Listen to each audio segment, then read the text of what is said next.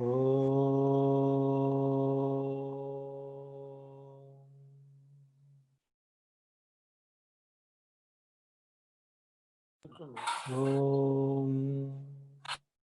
Sahana Vavatu Sahanau Bhunaktu Sahaviryam Karavavahai Tejasvinavadhitamastu Ma Vidvishavahai.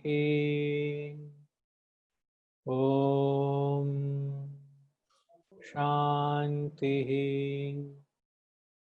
Shanti Shanti.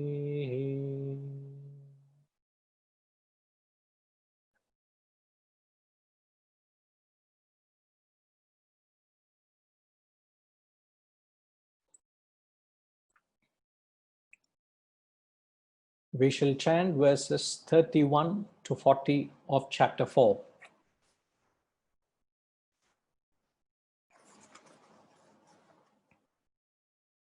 Yajñashishtamrita yanti brahma sanatanam nayam lokostya yajñasya kutonya kuru sattama evam bahuvidha yajñaha vitata brahmano mukhe brahmajan vidhitan sarvan evam jnatva vimokshase shreyan dravyamaya yajñat jnana yajñah parantapa sarvam karmakhilam partha jnane parisamapyate tadvidhi pranipatena pariprashnena sevaya upadekshanti te jnanam jnaninastatvadarshinaha yajñatvana punarmoham evam yasyasi pandava yena bhutanyasheshena drakshyasyatmanyatho mayi api chedasi papebhyah sarvebhyah papakrittamaha sarvam jnanalpavenaiva vrijinam samtarishyasi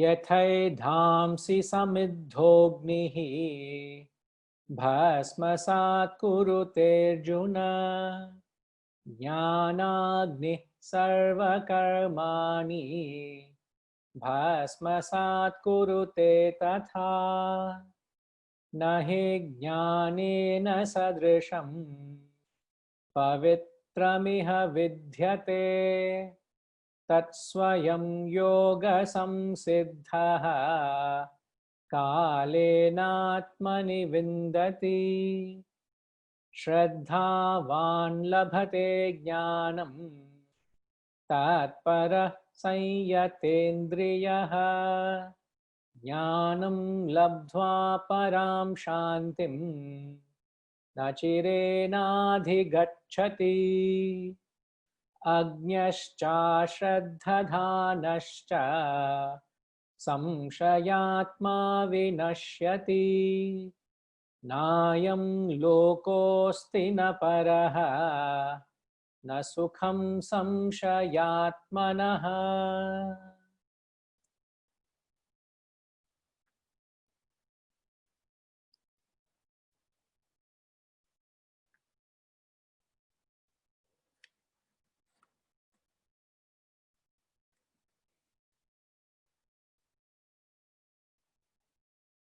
Good to see you all again. Welcome to those who are joining us for the first time.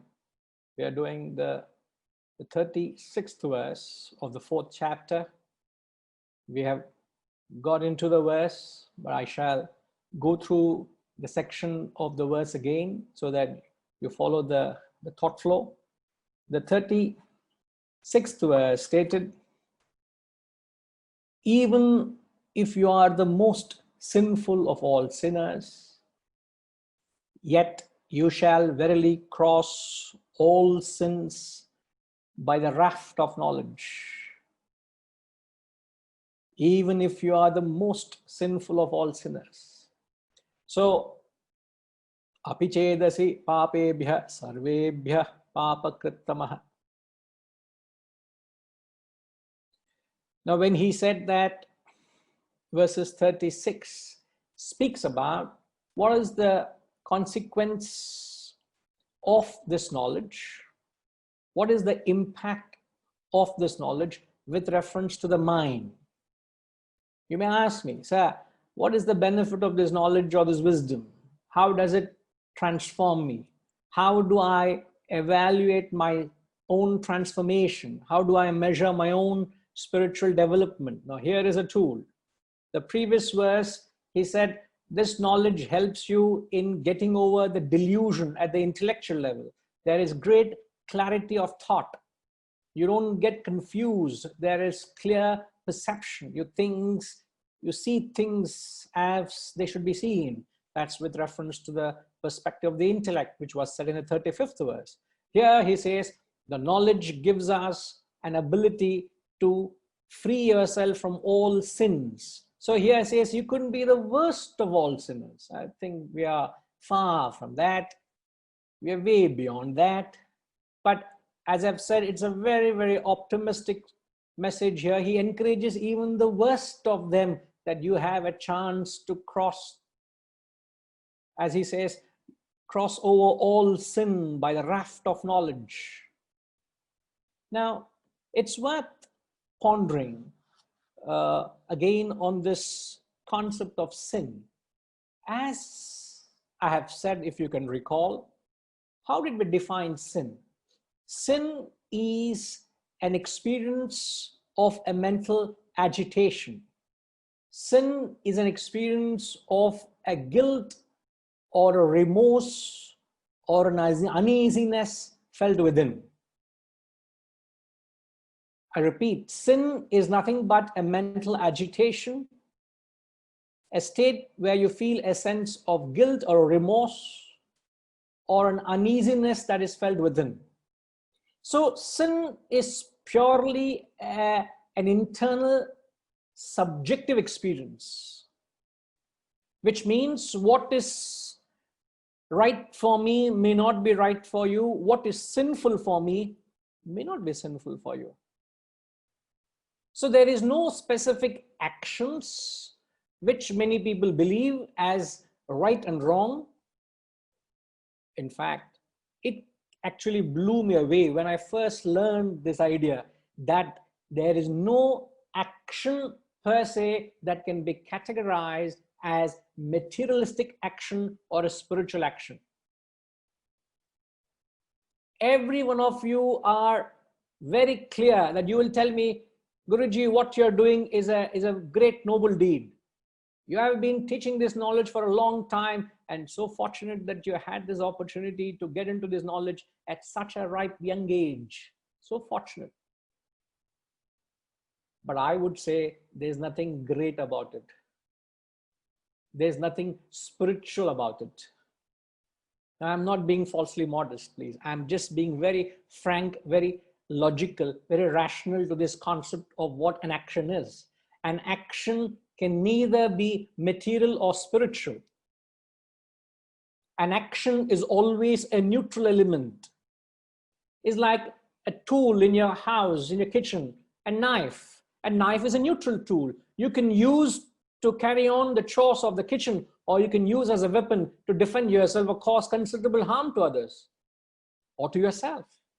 I can use the same knife and kill myself, can't I? So the knife can't be good or bad. I heard of a very sad case, a reality of it happened.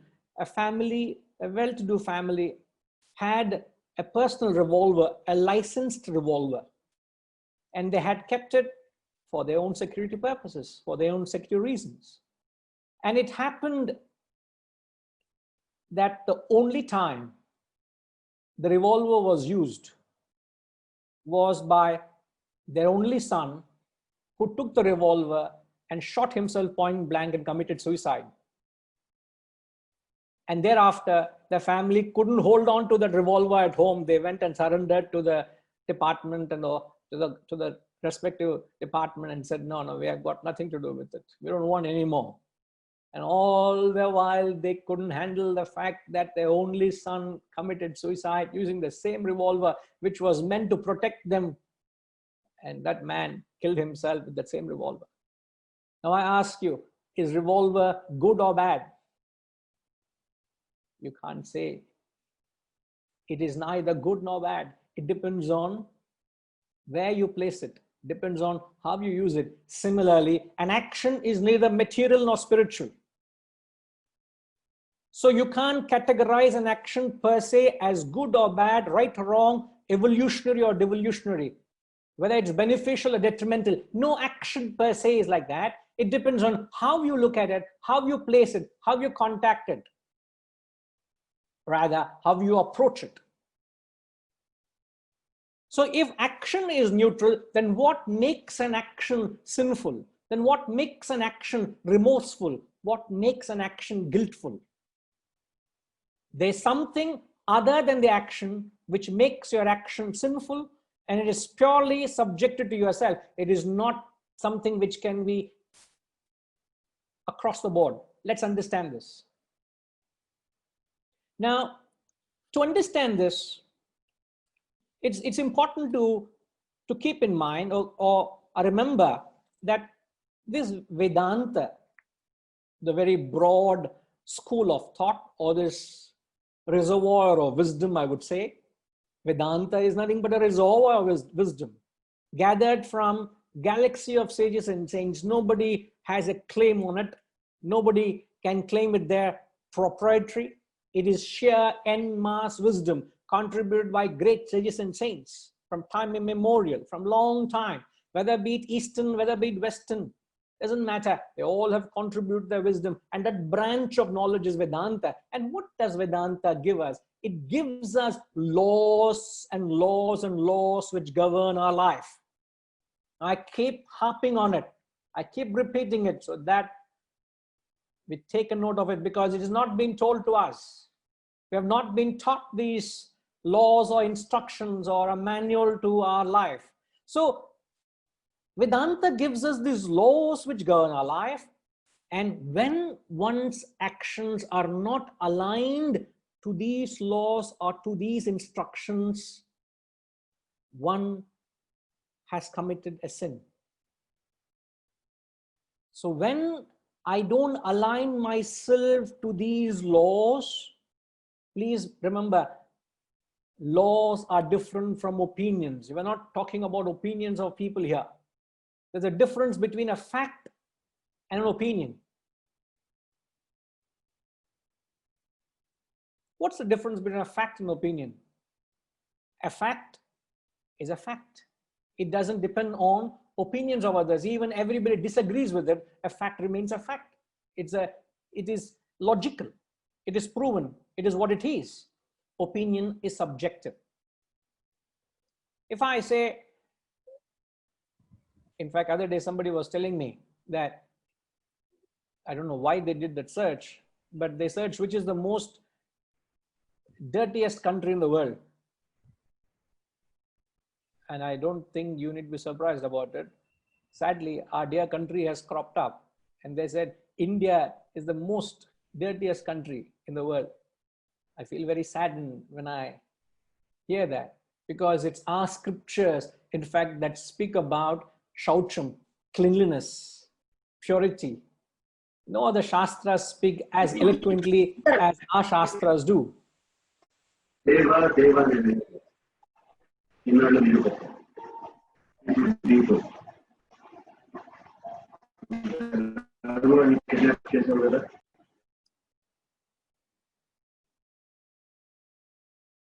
Now, I would kindly request everyone to be conscious that their microphones are muted at their end so that it doesn't disrupt the thought flow.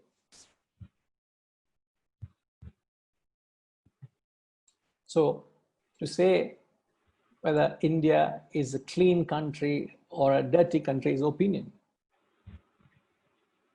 But to say New Delhi is the capital of India, it's a fact. There's a difference between facts and opinions. We've got to differentiate that. So Vedanta gives us laws which governs life, and when our actions don't align to those laws, you are punished by the law. Now you got to learn to, you got to differentiate between these two. You're not punished for breaking the law, you're punished by the law. If you were to say you're punished for breaking the law, you are positing an external factor who is governing your actions and asking or checking whether you're abiding by them. You posit an external factor, a governor, a supervisor, a controller, an overseer. So you're not punished for breaking the law, you're punished by the law, which means you're not punished for the action, you're punished by your own actions. So your own action punishes you. You don't need to be governed by an external factor. So as long as your actions are not aligned to this, and since our ability to align ourselves to these laws are subjective, I would say all of us are subjected to this experience of sin, isn't it? As long as your actions are not perfect, can anybody put up their arms and say, sir, my actions are 100% perfect, sir? I have reached that state of pinnacle of perfection. Can we claim that?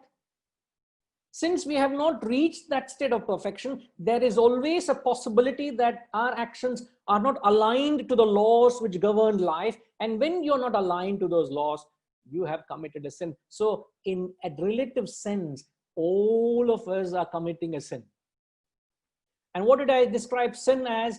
Sin as an experience of a mental agitation, a feeling of insult, a feeling of remorse, a feeling of uneasiness, or a guilt that feels within. Now, what are these laws that I'm talking about? One such law, the scriptures say a human being should not be driven on his selfish desires. You should not work with a selfish objective in mind. You should live for a purpose beyond yourself. So the moment your actions are selfish, self-centered, egoistic in nature, you would find the conscience instantly starts pricking you. You instantly start feeling a sense of uneasiness. The moment you think of yourself, your conscience doesn't support it. It's not for me to say right or wrong, it's for you to examine it. There was a master who had only companion to him was his servant. And this master was a very greedy fellow.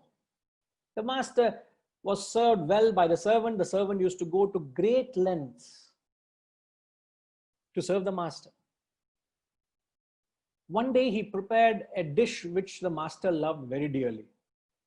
Painstakingly he prepared an elaborate meal rather. And what the master did, he didn't want the servant to have any bit of it. So he used to have very funny ways and means of torturing the servant. The servant was very faithful to the master. So what he did, when the dinner was prepared, he said, we will not have the meal today. This will be had for breakfast.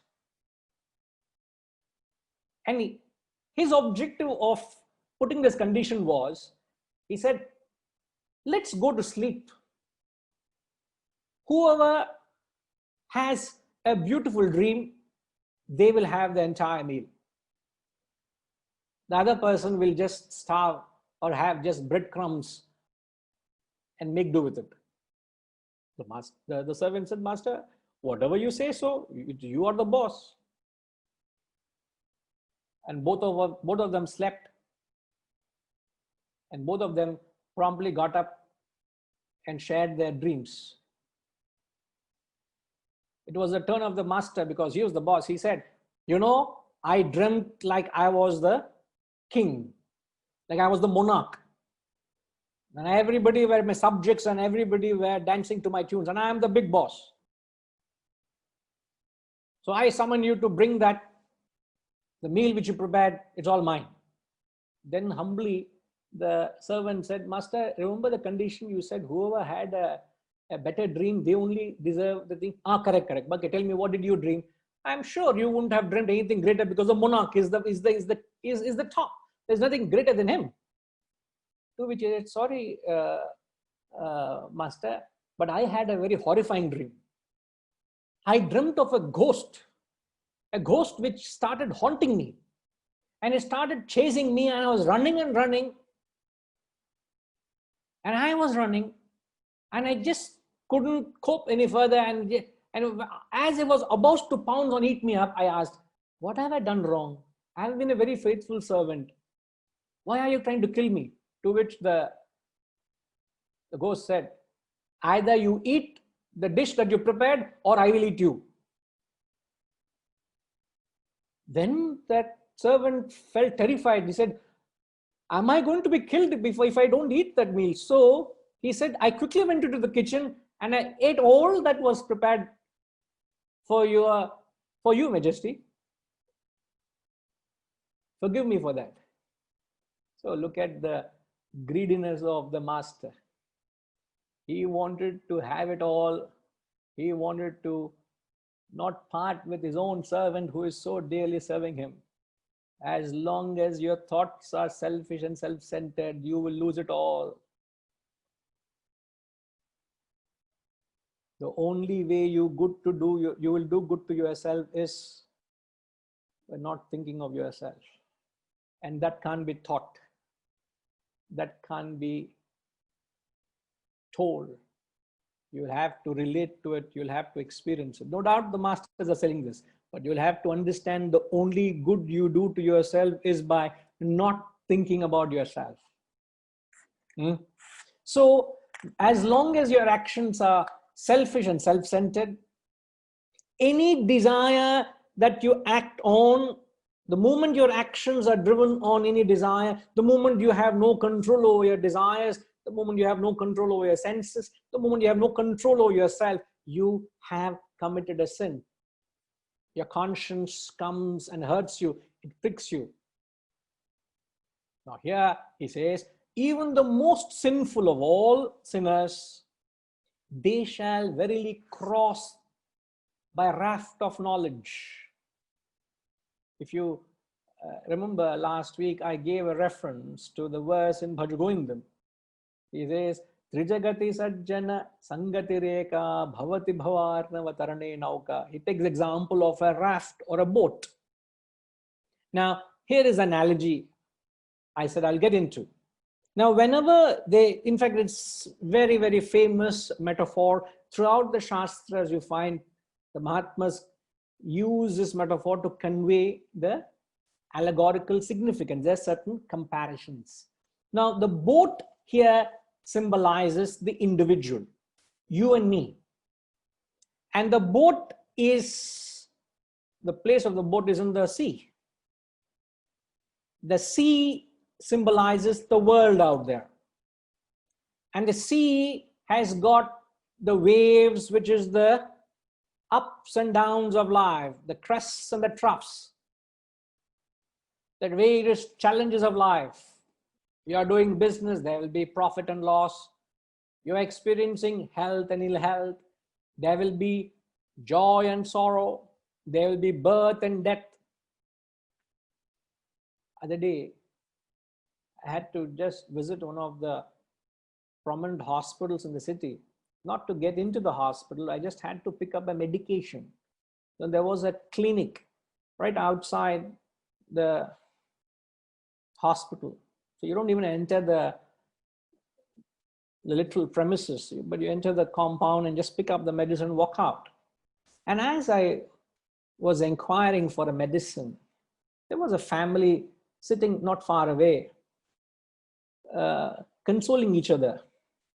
And as I took the medicine and I was walking out, another gentleman came from other side of the compound and shared perhaps the most terrible news, that they lost a very near and dear person. Somebody, I think that lady lost her husband, from what I gathered.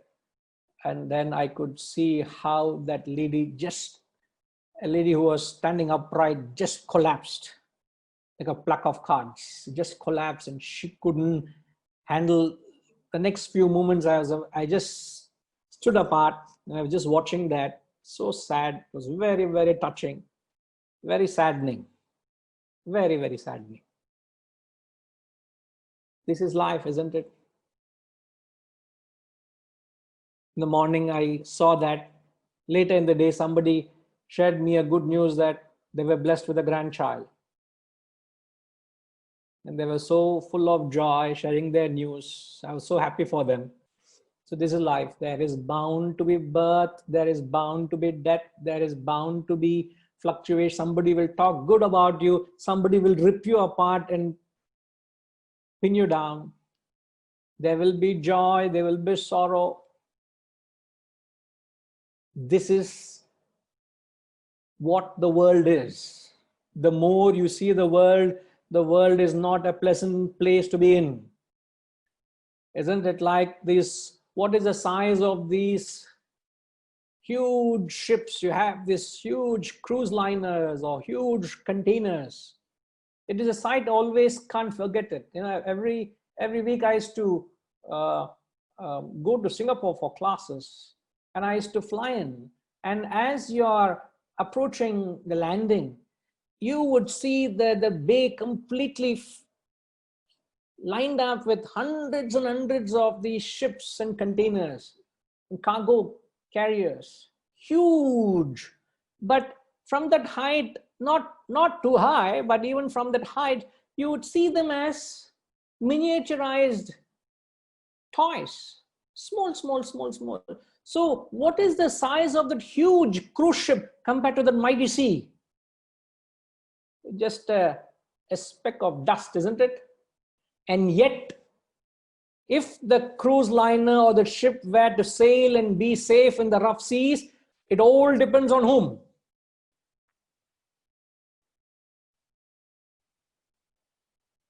Now in 1912, isn't it? Was it 1912, the Titanic?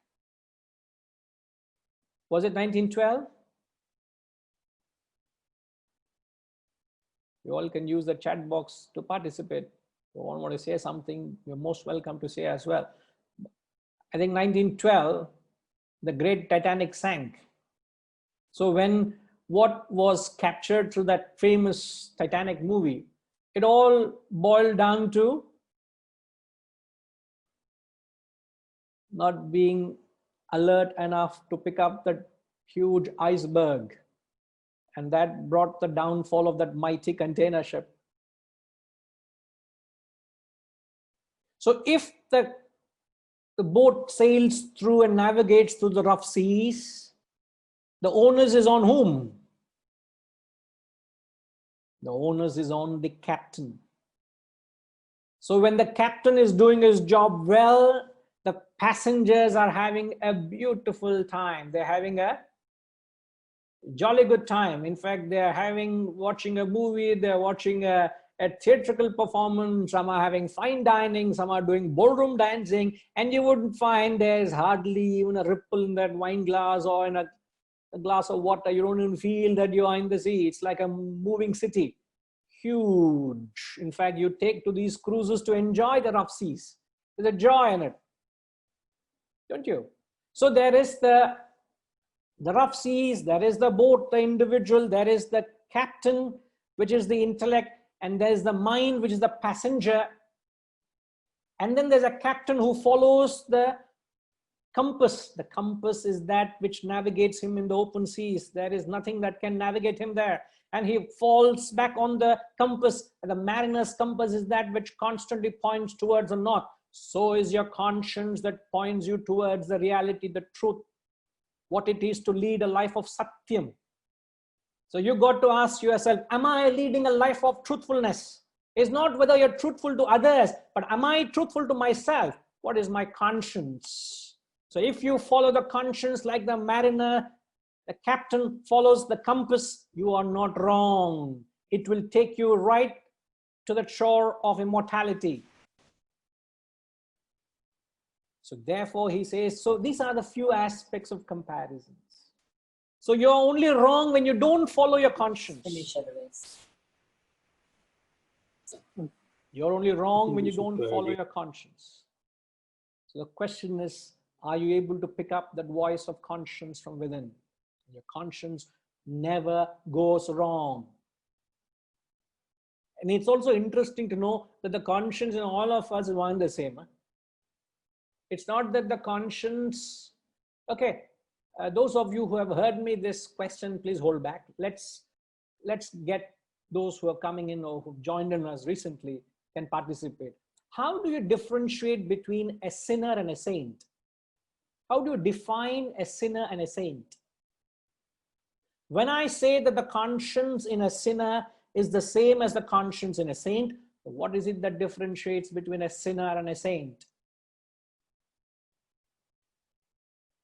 I'd want you all to use the chat box to communicate.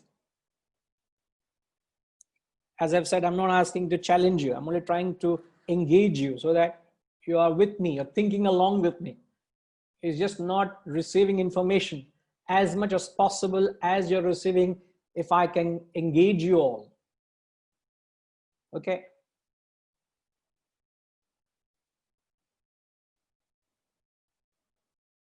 All right. Sai says, what differentiates between a sinner and a saint are his actions, positive and negative thoughts, one who follows his conscience and one who doesn't, intentions behind their actions. In fact, you've said it all. A sinner is one who has not followed the conscience. A saint is one who has upheld his conscience. It's not what you do that makes you a sinner or a saint. Am I a saint within or am I a sinner within? I can do things without being of knowledge of others. I am a sinner. If I do things just because others are not aware of it, I may be portraying myself to be a saint. But if I have done some act because it's not being cognizable to others, it's not perceived by others, I am a sinner within. So don't go about branding a person by the acts they do, whether they are material or spiritual. It is not the exterior, please. I'm trying to question your interior. Examine your interior. What are you within? If you are leading a life of just trying to gratify your unending selfish demands and desires, there is no end to your greed. There is no end to your material wants. There is no end to your own personal satisfaction. You are living a life of a sinner. But one who lives a life with a spirit of service and sacrifice, with that spirit of yajna, as we call, to be able to share your privileges and conveniences with others. Whatever you have, whatever you are able to, just learn to give. It's just that ability to part with it, with a joy. When you experience that, you find you are upholding your conscience. You're living a life of a saint.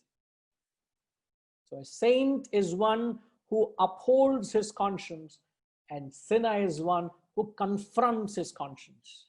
So all what you got to understand is whatever course of action, all the time you are in a dilemma. Am I to do this or am I to do that? And when you are in a dilemma, one action makes you a saint, one choice makes you a sinner. It can't be that both are right for you. There's only one right there. And you got to consult your conscience and decide, am I doing the right thing? When you make the right choice, you live a life of saint, which is Your mind is peaceful, contented, happy, equanimous, balanced. All these are synonyms. Equipoised, unaffected by the world, you are reveling in peace and bliss, whether be it relative and the absolute is self-realization. So he only says, with the raft of this knowledge, you go from the shore of mortality, from shore of imperfection to the shore of perfection. So the knowledge serves you, it appeases you, it comforts you, it gives you enormous solace and satisfaction. All the while, I keep telling those who are working with me, I keep telling, it is not what you get out of it. It is not in the proceeds. It is always in the process. If you enjoy the process, you'll also enjoy the proceeds. But don't work or strive, or your thought should never be in the proceeds. If you are in the process itself, it's a beautiful phase of life, is it not? And that is what the spirit is. That is what the message is. So I will only conclude by saying, sin is not in the action. Sin is always determined by your intention, your attitude. What is the thought? What is your motive behind anything that you do? It is that determines an action which is right or wrong, whether sinful or saintly. All right. So let's move on. Let's take up verse 37. यथैधांसि समिद्धोऽग्निः भस्मसात् कुरुते तथा. Sorry. यथैधांसि समिद्धोऽग्निः भस्मसात् कुरुते अर्जुन ज्ञानाग्निः सर्वकर्माणि भस्मसात् कुरुते तथा. यथैधांसि समिद्धोऽग्निः भस्मसात् कुरुते अर्जुन ज्ञानाग्निः सर्वकर्माणि भस्मसात् कुरुते तथा.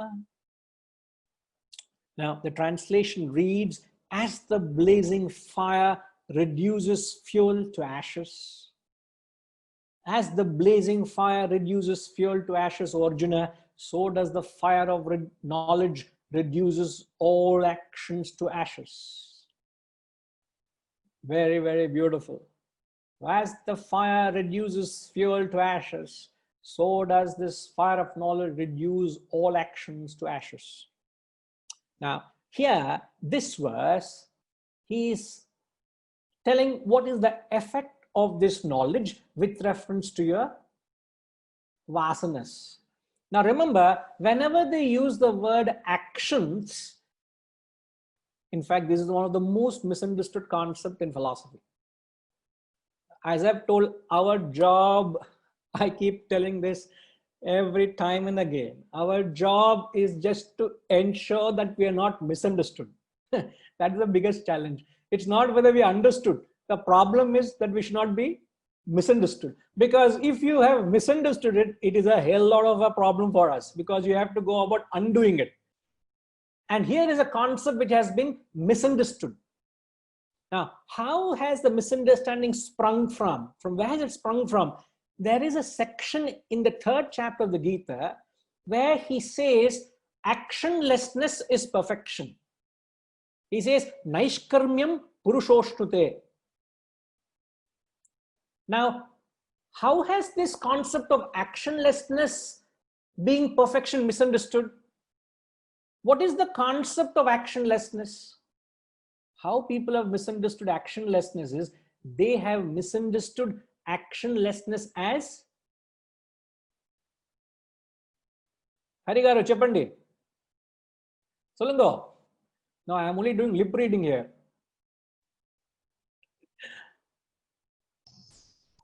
As not doing any physical action. As not doing any action at all. Yeah, no action. No action. So how they have misunderstood actionlessness is they have understood actionlessness as inaction. And thanks to that, Bhagavad Gita I don't have to tell later on. Bhagavad Gita, what is the average age of the students here? Just look at the picture. Average age is 50 plus and onwards. The only person I see young is one girl sitting in the center. And she happens to be my daughter, Vaishnavi. I don't know why she's sitting there. I didn't tell her to sit and listen to it, but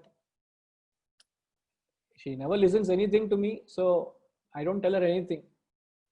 Now, why? People have misunderstood this knowledge. They believe this knowledge is a post-retirement exercise. Nobody understands it as an instruction manual I need to pick up before I enter the arena of life.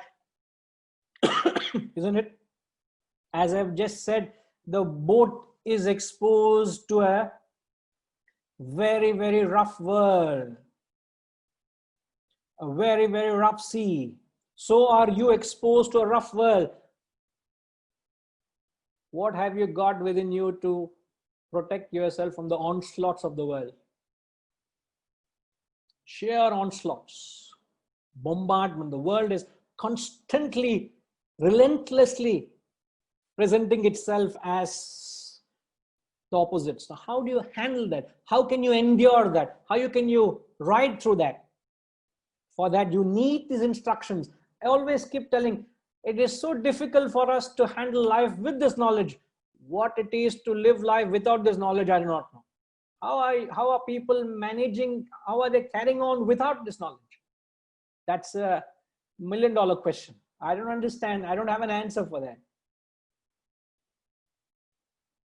So when they say actionlessness, what they mean?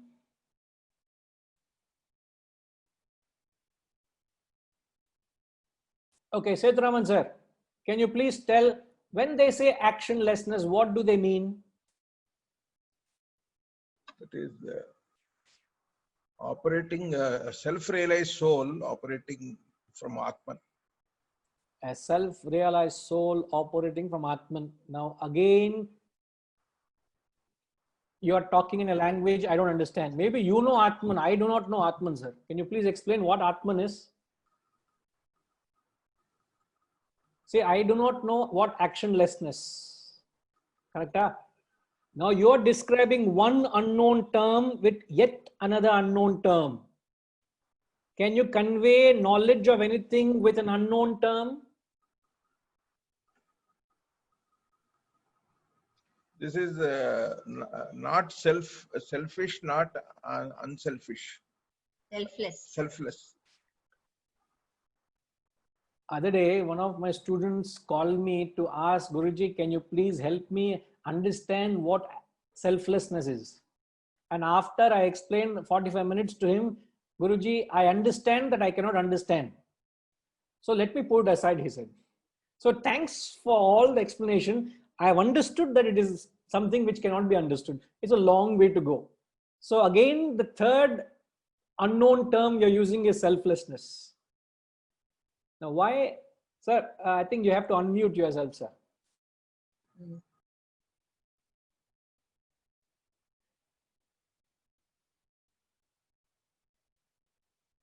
They still can't hear you.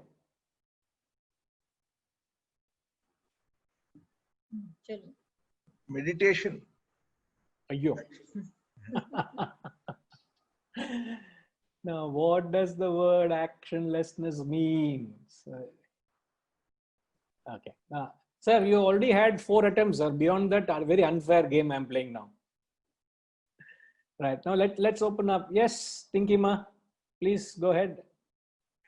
So, acting as an instrument in the hands of the divine. So, I am not really the source, but the medium. I'm not really a source, but the medium. So, you say that even while you're acting, you are in a state of actionlessness. Yeah, because there's no attachment. There's no attachment. Very good point there. as a yajna, sort of, as we said, you had spoken, every action. Vasanas or desires, there will be action. So when they say actionlessness, they're only saying it is desirelessness, thoughtlessness, vasanalessness. Now, some of you may not understand the term vasana. Now, how many of you are hearing the word vasana for the first time? Raise your hand. Okay. Glad you all know. A vasana is nothing but a fragrance. The Sanskrit root of vasana is vas, which means fragrance. So fragrance means it is the very root of your personality. It is the very fragrance of your personality. It is what you are. So from the vasana comes thoughts. From thoughts comes desires.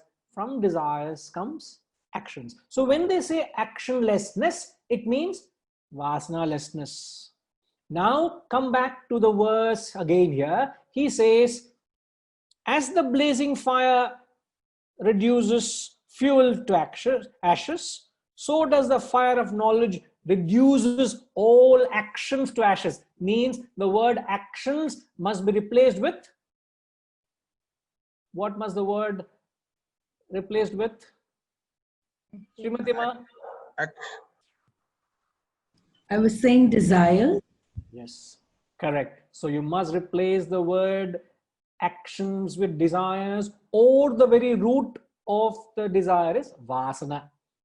So the verse is giving what is the effect of this knowledge with reference to your vasanas.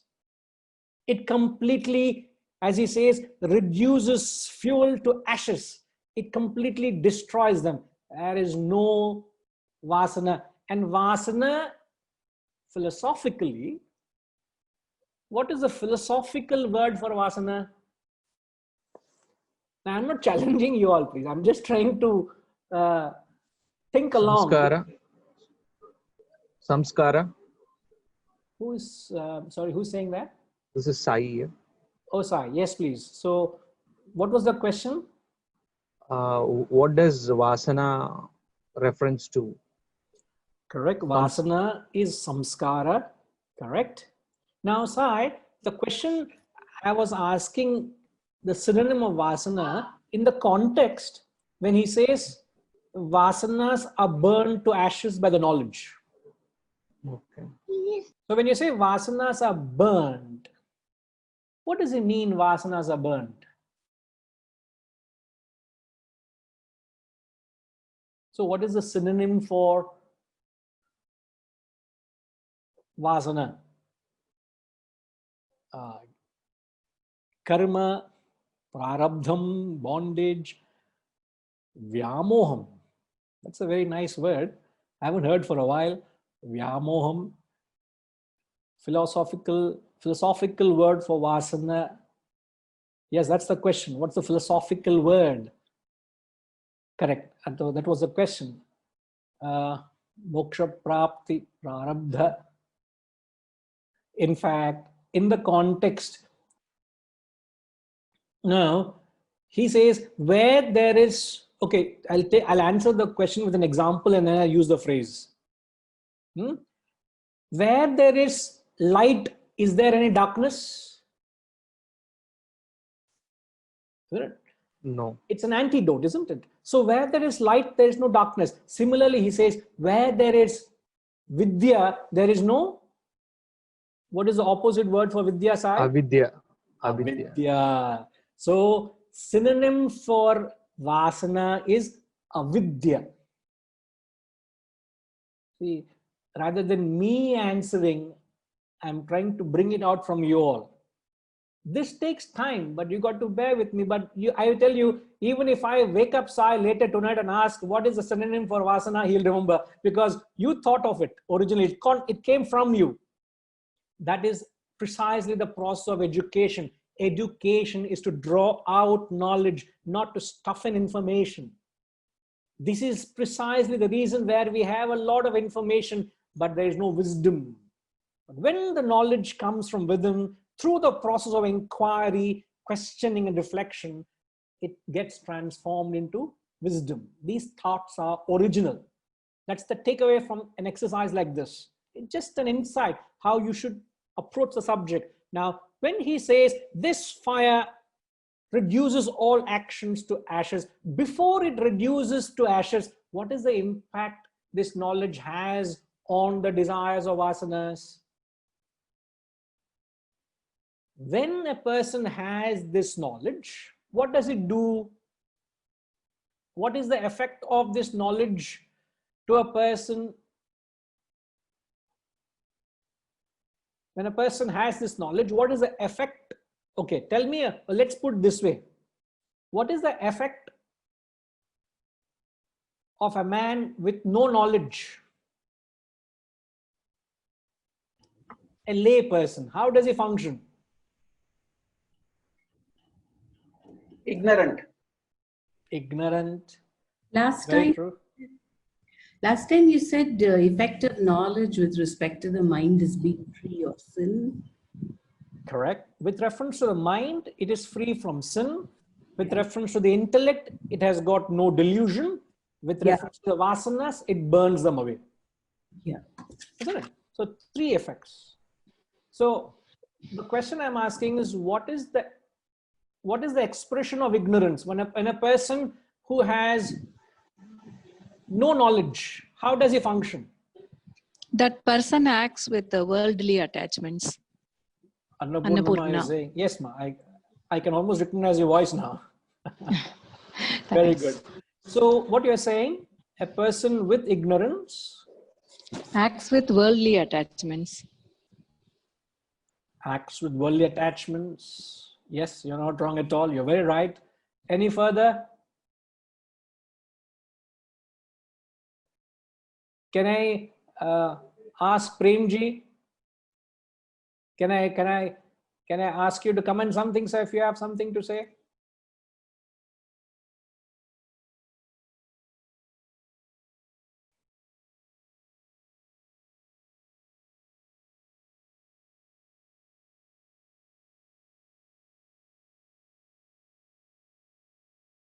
Are you trying to unmute yourself? Can somebody help to unmute? Yeah, can you hear me? Yeah, can hear you now. Yes, sir. Yeah. Thanks for inviting me. Most welcome. Can you repeat the question? The question I was asking is, what is the expression of ignorance where a person who is not cognizant of this wisdom, how does he function in the world out there? I think totally lost. I think in disillusion. Disillusion, totally lost. Can you be a little more clear? What do those terms mean? Not that I'm trying to bring it out of you, but I'm just trying to understand what those terms mean. Not knowing what he's trying to get out of this world. I mean, it's totally wandering around. Totally wandering around. As what the lady was saying earlier, I think she spotted on. A life full of attachments. Is it what you said? Referring to? Yeah. You're right. You're absolutely right, G. So a person who is ignorant, who doesn't have this higher vision or the effect of this higher knowledge or this Vedantic wisdom, when it lacks an individual, it starts expressing in the form of grossness. They become grossly selfish. They become physical. They become materialistic. They live a life full of attachments. They lead a life full of worries and anxieties. There is, Subhashri rightly says, there is no clear goal nor objective in life. They don't know what they're running behind. That is what the very famous words of Adi Shankaracharya in the very first verse of Bhajagovindam. Is that what you were saying, Harishji? Sorry, I couldn't do lip reading here. What was that? Please tell, Harishji.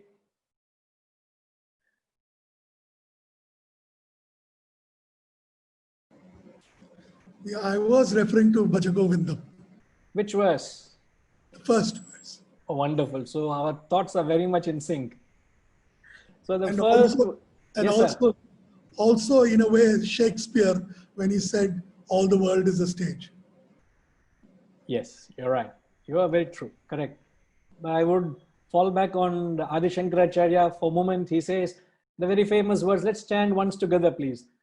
Bhaja Govindam, Bhaja Govindam, Govindam Bhaja Mudhamate, Samprapte San Nihite Kale, Nahi Nahi Rakshati, Dukrin Karane.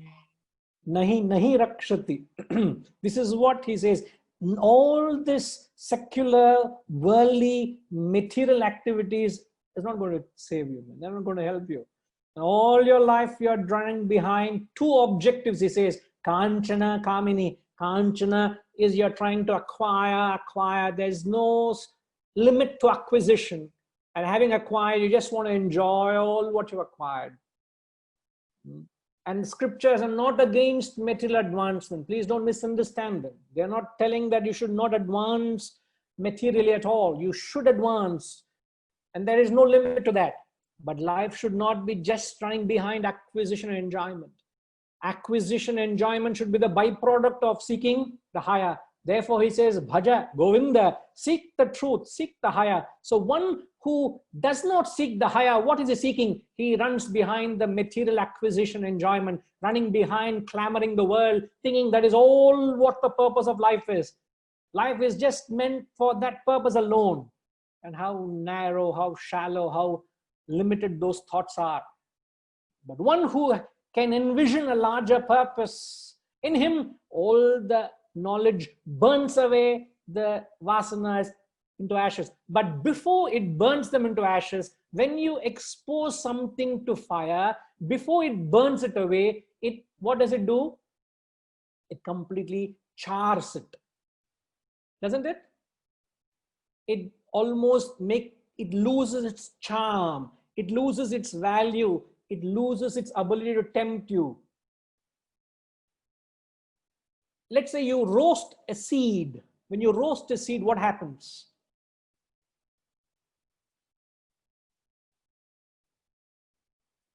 What happens when you roast a seed? We need to ask the ladies here. Huh? Let's surrender. The aroma comes out. If it is a fragrant seed, otherwise normal seed. Question is complicate pandringa maninga. I am asking normal seed. If you roast it, what will happen? It will lose the capacity of germination. It loses its capacity to germinate. It has lost its life in it. It is no more. Yeah. The seed is dead, isn't it? Yes. It loses its flavor. It's lost. It's dead. The seed is dead. The moment you put it on fire, it has lost its capacity to germinate. That is what fire does to the seed. Similarly, when you gain this knowledge, what happens? The world doesn't tempt you anymore. It loses its capacity to entice you. It doesn't entice you. You don't fall a prey to the victim of these sense objects because you have lost the desire. The desire in you is charred. They don't tempt you. Temptation is only when you have a desire for it, isn't it? When you have no desire for it, there is no temptation. Now, let's say I go about telling the world, I am a man of perfect self-control. You can say, yes, sir. I know with the spiritual wisdom and knowledge you have, you should be a man of perfect self-control. But then I say, I am a man of perfect self-control. I have perfect control over alcohol. Huh? Don't worry, this is still a spiritual class, not that spirit. We are in this spirit only. Now, if I say that I'm a man of perfect self-control over alcohol, what is a logical fallacy in that statement? Fundamentally, I'm speaking a illogical statement. Are you all able to relate? Okay, let's bring the young Sai into the picture. Sai, if I say I have perfect control over alcohol, what is wrong in that statement? It's like, even after having alcohol, I'm able to control myself. I'm going to say, Sai, I have never consumed alcohol, nor will I ever consume. No, don't. No, I'm not saying in that sense. And I am far from it, please. I'm saying, I hope you get the point what I'm saying. Okay, let me try to get others who can answer the question. I think it's only the alcohol which is the main thing and nothing else. So you are having full control in alcohol. That's what it means. Please, I think I will change the question. Other than alcohol, you're not having. I'm doing it. I'm tarnishing my own image here by asking the question. Huh? You are a teetotaler. You had no vasana for alcohol. So correct. I have always been a teetotaler. I've never had alcohol in my whole life because I have no vasana, no desire. A question of control comes in only when I have a desire. I have no desire. There is no desire in here. How can there be control over it? What control? So therefore, what I'm trying to say is a thing becomes a temptation only when you have a desire. That's what I'm trying to say.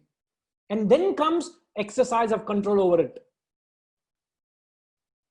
So when you have this knowledge, you will have a perfect mastery over your senses. You have a perfect mastery over your mind. That is what it is. So where do you test your levels of control? Where you have a desire, where you have a weakness, not areas where you don't have. That is no big deal, isn't it? Let's say I have a desire for sweets or chocolates. If I have a desire for it, and you give me the best of chocolate, you say, Guruji, this is from Switzerland, this is from England, these are the best refined, the most best chocolates, and then I lose my control over it. Then I can measure myself there with reference to that. So as you spiritually grow, he says, all your desires and vasanas get burnt away. Before they get burnt away, they get charred, they become ineffectual. So as a result of which, you're free from avidya, which is ignorance. Now, just another little comparison. The olden days, when they used to invoke fire, how would they invoke fire? Now we have cigarette lighters, or we have matchsticks. How would they have invoked fire even when they have to perform the yajna? The yajna is the fire worship. Arani. Sir. They will use Arani. What is Arani, sir? What is Arani? Please tell in a language all of us understand, no? I am ignorant, sir. Please, Solungo. Hariji, please tell what is Arani. You have got, there will be two cups, one on the top and one on the bottom. And there will be a stick in between, and you try to turn it so that there will be friction, and that sends the fire, and you will spark, and you will use a cotton and then use that to light the yajna. Yeah. But before there was cotton, how they did?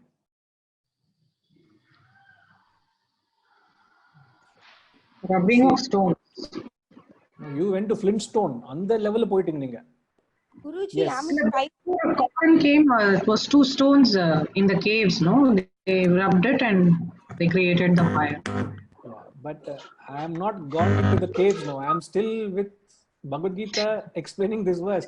So what you must understand, see those days, how as a couple of them have commented, you use the very wood to rub to invoke fire. So when you use the wood to create friction, it invokes the fire. So where is fire? Fire is in the wood. What is consumed? The wood itself. So the wood is the fire, the wood is the fuel. Similarly, a human being is a combination of Atman, the Jnanam, the Vidya, and the ignorance in the form of avidya, in the form of vasanas. So when an individual goes through the churning process of negation of the lower and assertion of the higher, when you go through this process of reflection and rejection and assertion, what happens? The vasanas, which is an individual, gets burned, and what reveals is the Atman within. So just like the fuel and fire are in the wood, similarly the Atman and ignorance are right within you. So how do you invoke the fire? How do you invoke the self? In fact, I tell you, it just so divine, and I must chant it because that's the profundity of this text. The very first invocation of Atma Bodha, he says this, exactly the process of negation and assertion, he says. So every day when we get up the first thing in the morning, before we get on with our study, we just say this short prayer and embark on the study. So it sets the tone for your reflection. And I recommend you all to embark on this journey of reflection, manana, and that is done in the early morning. Pratasmarami hridi samsfuradatma tattvam satchit sukham paramaham sagatim turiyam yat swapna jagara sushuptamaveti nityam tad brahma nishkalamaham nacha bhuta sangaha. The last line it says, Tad Brahma, I am that Brahman, Nishkalamaham, Nacha Bhuta Sangaha. I am the truth, not this mere assemblage of elements. Tapo bhikshina papanam, shantanam vitaraginam, mumukshu namapekshoyam, atma bodho vidhiyate.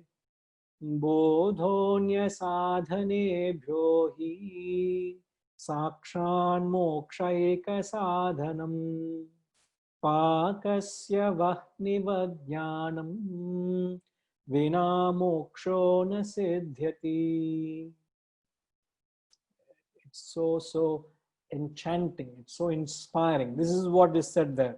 When you do this reflection in the pratasmarami in the early morning, it gives you the food for your desire for liberation, which is mumukshutva, which is what is said, seek Govinda, seek the higher, seek the truth.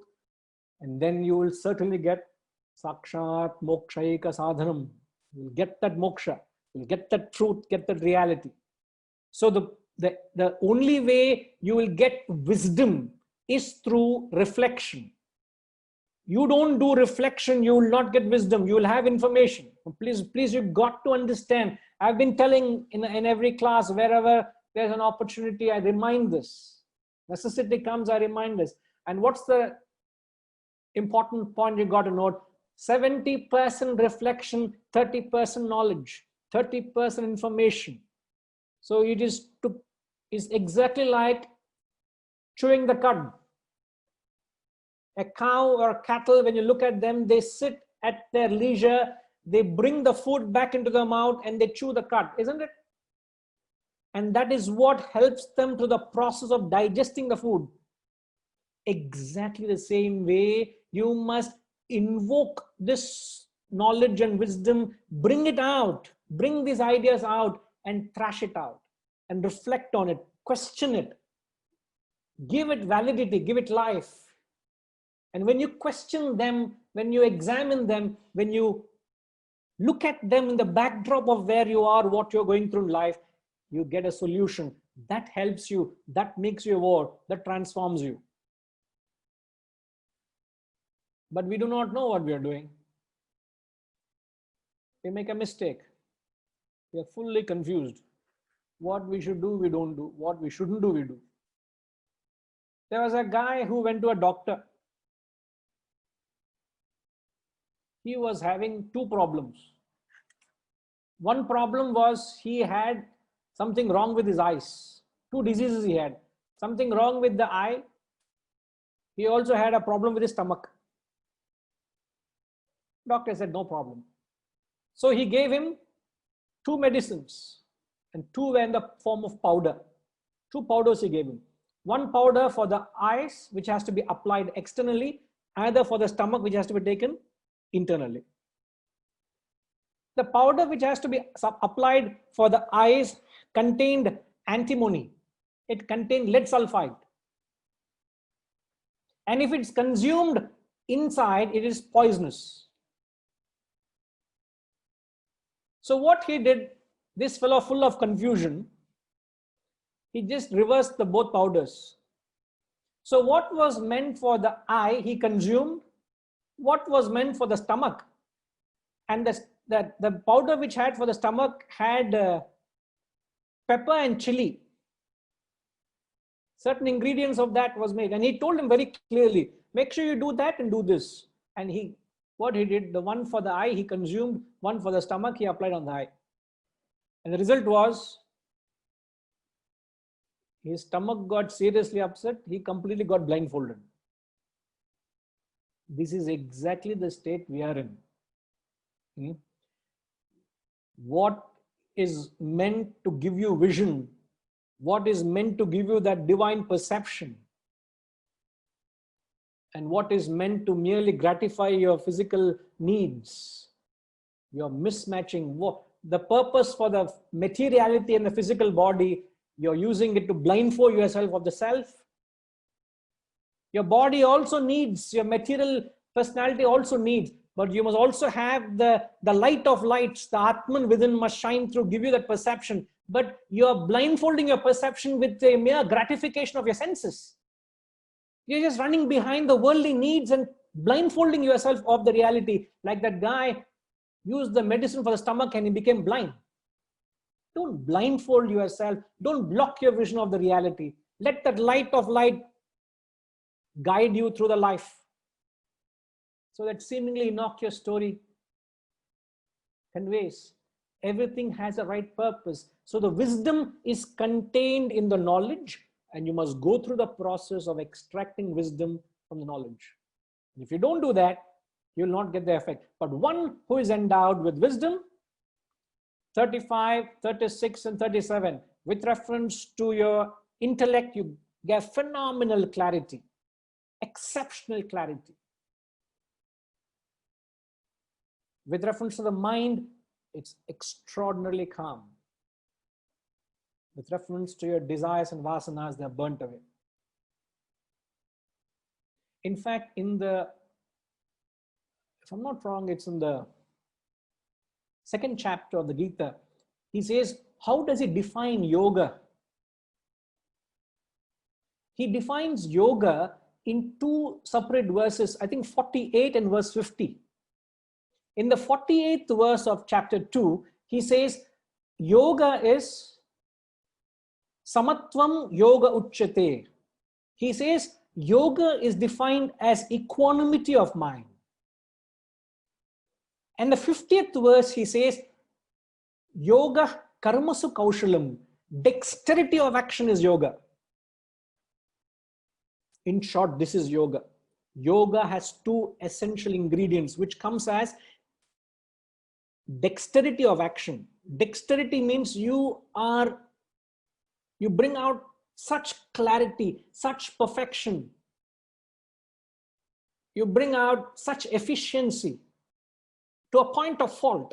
Intellect is so precise and so sharp, it brings the best efficient aspect in action. At the same time, your mind is equipoised, equanimous.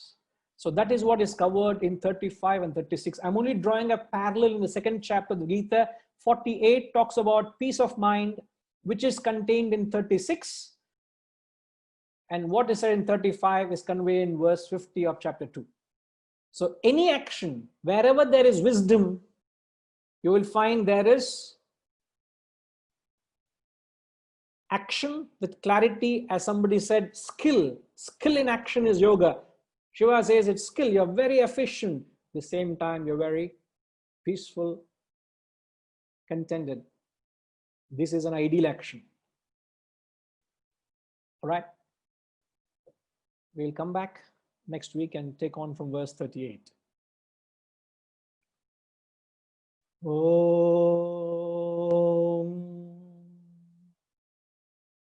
Purnamada Purnamidam Purnat Purnamudachyate Purnasya Purnamadaya Purnamevavashishyate. Om Shanti Shanti Shanti.